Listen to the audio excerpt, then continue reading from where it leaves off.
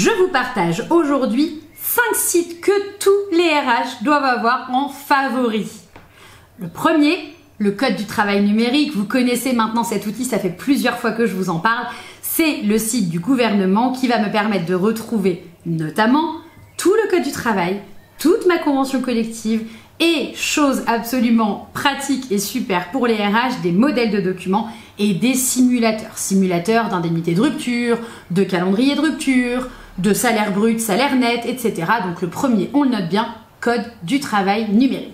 Le deuxième, Légifrance. Alors vous me direz, à quoi bon avoir Légifrance dans ses favoris si je retrouve le code du travail sur le code du travail numérique? Eh bien, pour la partie relative au journal officiel. Le journal officiel, vous le savez, c'est ce fameux journal de la République qui est publié 6 jours sur 7 chaque semaine et qui va me permettre de retrouver toutes les normes applicables, notamment en droit du travail, mais pas que, applicables donc en France au lendemain, normalement, de leur publication. Vous y retrouvez dans ce journal officiel les lois, les arrêtés, les décrets, mais aussi toutes les informations relatives aux nouvelles extensions de votre convention collective. Pensez-y, vous pouvez aussi vous abonner au journal officiel. Nous, chez DHM, on le reçoit toutes les nuits, c'est toujours entre minuit et 1h du matin, et tous les matins, on le décortique pour vous donner la veille la plus fraîche possible. Troisième site, le site du gouvernement, mais pour la partie relative au compte-rendu du Conseil des ministres. Et vous me direz, qu'est-ce que ça nous apporte en tant que RH? Eh bien, c'est très simple.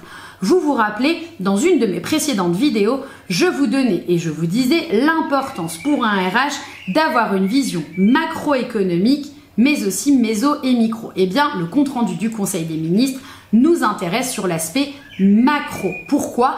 Parce qu'en fait, dans cette réunion, donc ce Conseil des ministres, ils sont amenés à parler des futures lois qui vont pouvoir être proposées et donc potentiellement un jour rentrer en vigueur. Ça vous donne surtout l'orientation du gouvernement, notamment d'un point de vue économique. Ça vous permet en tant que RH d'anticiper au maximum les futures évolutions. Le quatrième, c'est celui de l'APEC. Pourquoi j'aime bien ce site internet? Au-delà bien évidemment des offres, etc., c'est pour son simulateur de salaire. En fait, une fois que vous aurez créé un compte, vous pourrez tout à fait simuler le salaire auquel un candidat peut prétendre par rapport à un territoire et par rapport à un poste. Donc on y pense, APEC, simulation salaire. Le cinquième, et non des moindres, vous vous en doutez, j'imagine, le site de DHM, dhm-ressources.com. Pourquoi? Pour plusieurs raisons. La première, car chez DHM, nous faisons une veille quotidienne sur toutes les informations légales, réglementaires et conventionnelles, mais aussi pour un deuxième point et très important, car nous organisons un webinaire gratuit sur les 5 pièges du droit du travail dans lesquels tombent tous les RH. Et au moment où vous allez voir cette vidéo, vous pouvez encore participer. N'hésitez pas à me dire en commentaire si vous, RH ou salarié exerçant des missions RH, vous avez d'autres sites à nous recommander et nous les mettrons directement en favoris.